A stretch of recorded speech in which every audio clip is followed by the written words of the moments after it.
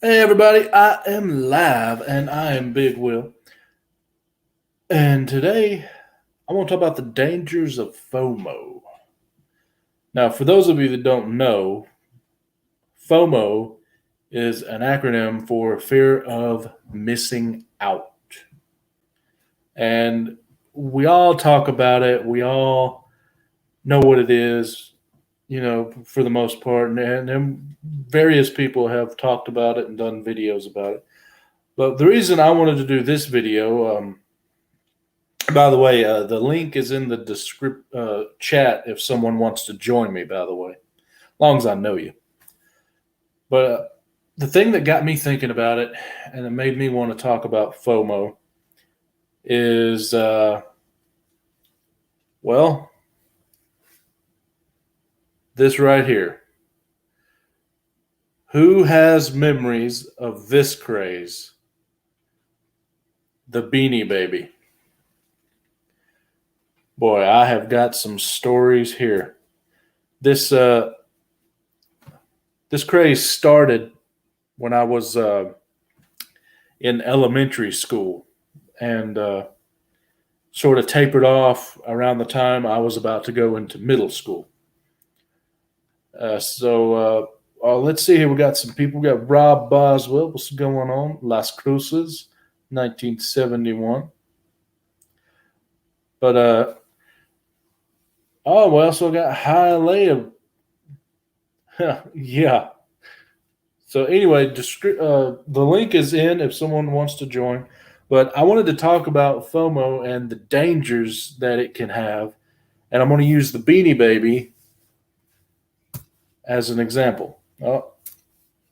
Now, the Beanie Baby was a huge craze back in the day. I don't know if anyone actually remembered, but there was a famous picture of a couple getting divorced, and the picture was of them and a whole bunch of Beanie Babies in front of the judge on the floor, and they were separating out their Beanie Babies because that was the greatest thing of value that they thought they had. And at one small moment in history, that was correct. For a while there, they were actually worth money, but it was a manufactured worth. And eventually the bottom fell out. Just about any and all Beanie Babies now are worthless, but there are still people hanging on to some. And of course, there's certain ones that if they're actually extremely rare, or if they have a defect or something misspelled on them, that makes them different, therefore makes them have some sort of value. And a lot of people like me remember, you know, our childhood with them, and people will buy them, but they're not going to be selling for the prices that they did at one time. There's just no way. And oh, I'm sorry for you, Rob. But I want to tell you about my grandpa. We called him Papa. Uh, the man knew how to make money. He was very good at it. He was a car dealer owner and a body shop owner. He could make money, and but he doesn't really know how to spend it wisely, and he didn't know how to save it properly, but he could make it. And I say that because when he found out that the Beanie Babies, people were paying for these things, he had, like a lot of us did back in the 90s, FOMO, and he didn't want to miss out on this money making opportunity. So, what did he do? Well, he, as well as a bunch of people all across the US, started buying a metric butt ton of these. That's an exact amount. And they were hoarding them, waiting to sell them. Well, he eventually got cancer and died in the early 2000s. And my grandmother nowadays, she lives off Social Security, and that's pretty much it.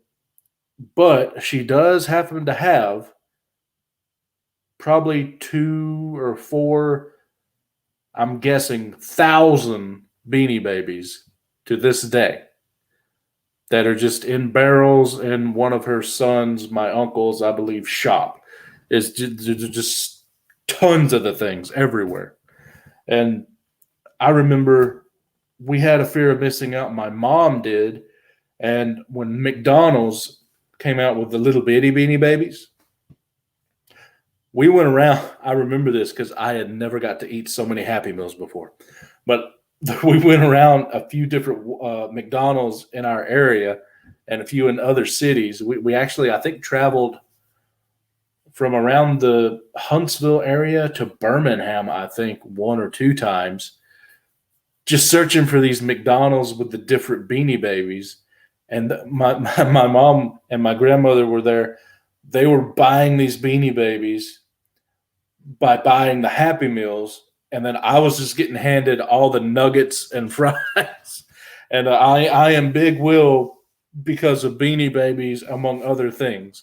And I I had so much nuggets, so many nuggets, and I got to eat like Happy Meals for an entire day, all day, while my mom and grandmom and everyone were getting those Beanie Babies out because, hey, they were worth money at the time.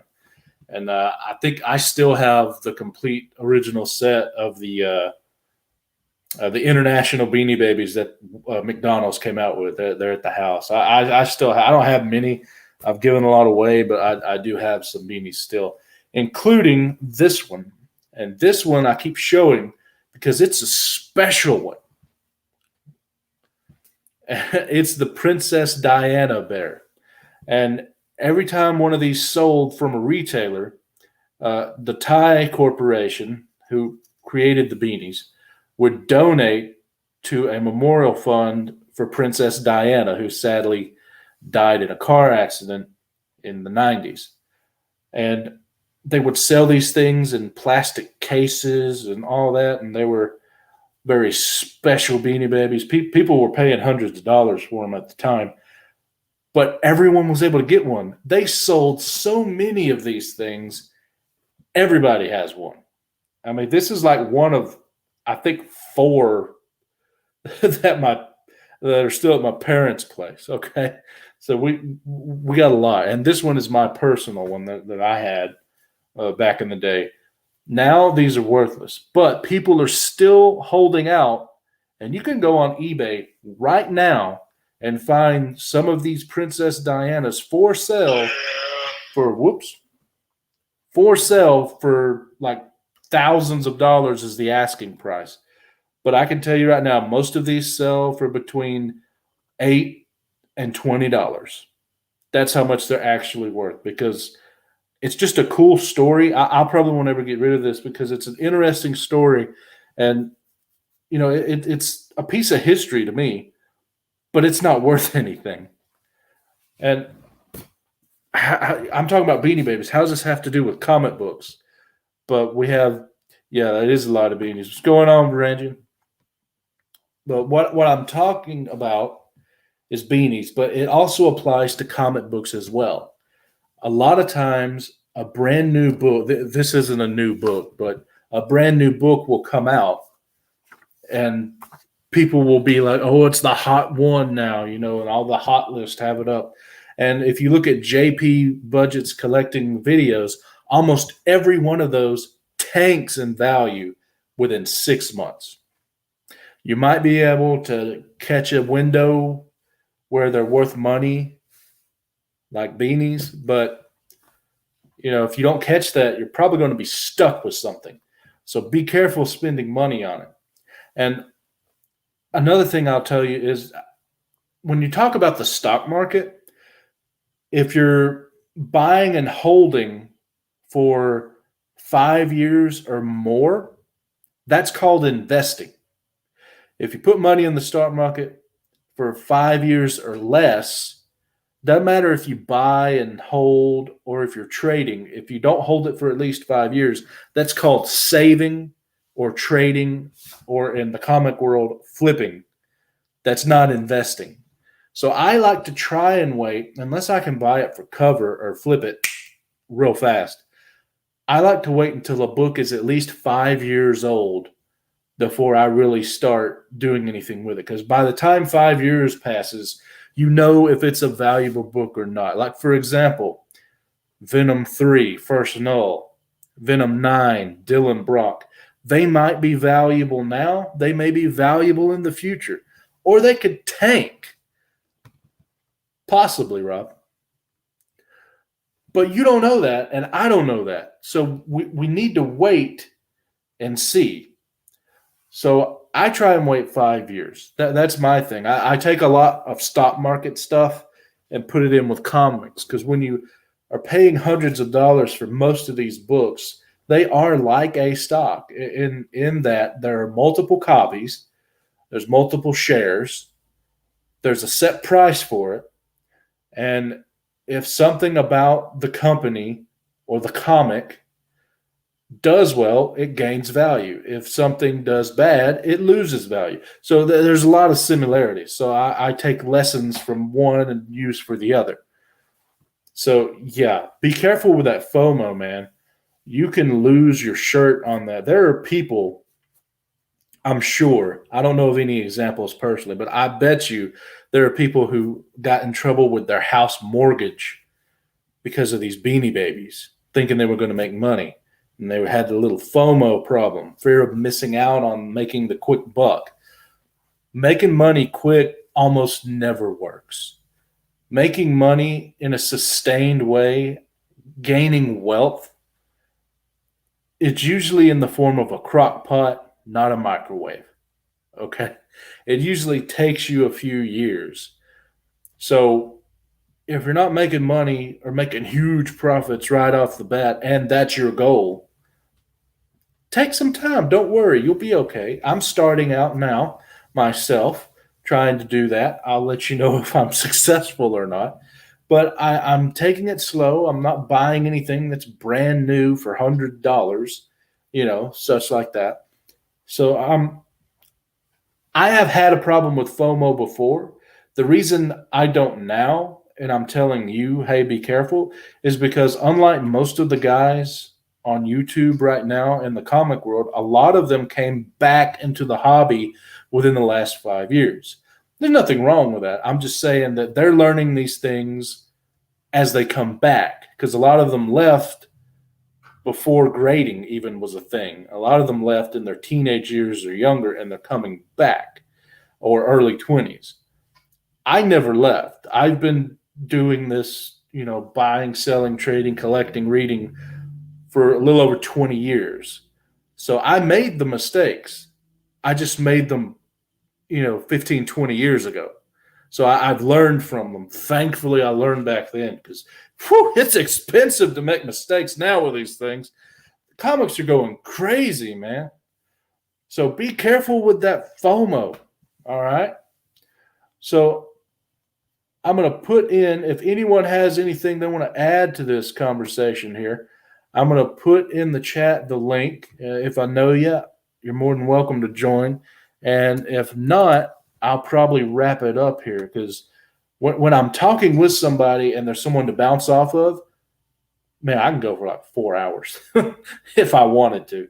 But when it's just me, I like to try and get my point across, and I'll probably do that. And then I'll ramble and then make the point again, and then end it within like 20 minutes. So I'm weird that way, I know. And this is live, so it's not rehearsed or anything. So what you get is what you get. But anyway, that's probably where I will end it, unless someone wants to join in here and say your 2 cents. Whether it be about comic books and missing out, or the fear of missing out, or if you got a Beanie Baby story. I'd be curious what your Beanie Baby story is. I know the girls love me at lunchtime, okay? The reason they love me at lunchtime was because I had a price guide. I had one of those little books in elementary school, and the girls would always ask me what their Beanie Babies were worth, and I'd tell them. I was like, okay, hold on. That's worth $2. I felt so cool, man. But now, they're all worthless, pretty much. I don't have very many Beanie Babies still, maybe like 30. I don't know if I'll ever even try to get rid of them. None of them are of value.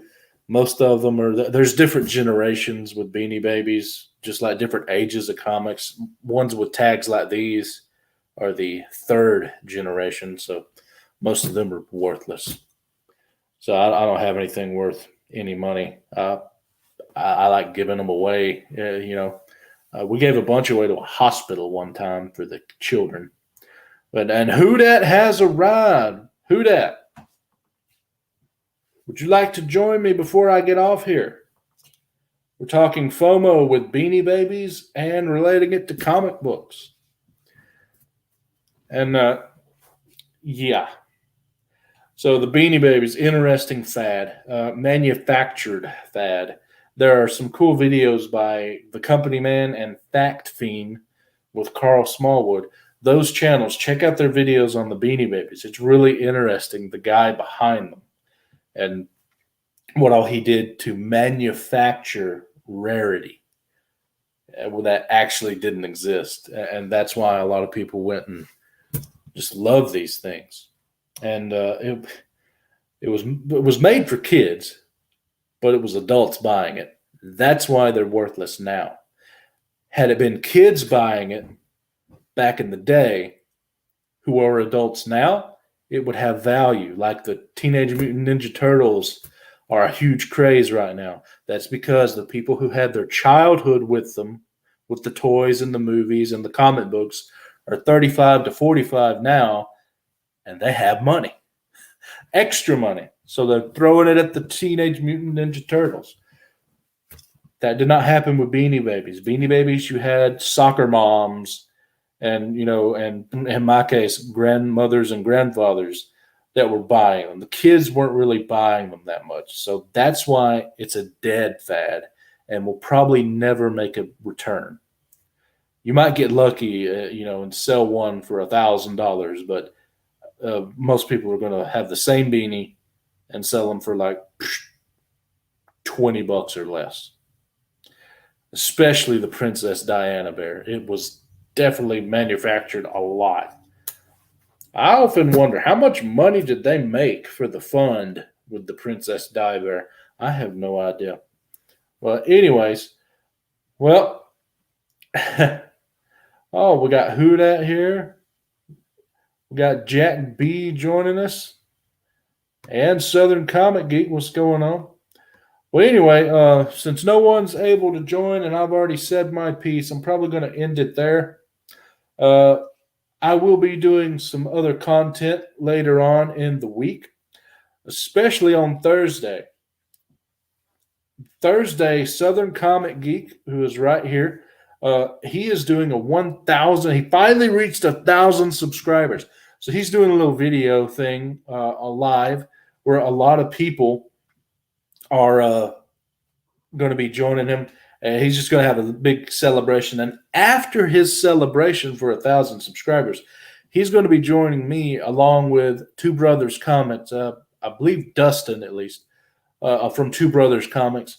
And we will be doing a video that it'll be on my channel about the Huntsville Comic and Pop Culture Expo, which is a convention we're going to the second weekend in April. So keep an eye out for that this week on Southern's channel and the video he'll be joining me for after that one. And another thing that I will be doing is I'm trying to think about another interview thing. It may not happen this week, but I'll probably have something come up this week other than this video. But anyway, I just wanted to say that about my piece. We got Mark Spector here. Oh, well, that's Rob. Mark Spector, Flash by Night. What's going on? So anyway, he's going to Fan Expo in Dallas. Congratulations. A lot of new. That is true. But anyway, I'm going to get out of here, folks. Thank you for joining me. Thank you for watching this, if you're watching it on the rewind. And I guess I will see you guys later. And remember, hey, watch out for that FOMO. It can be dangerous. Later.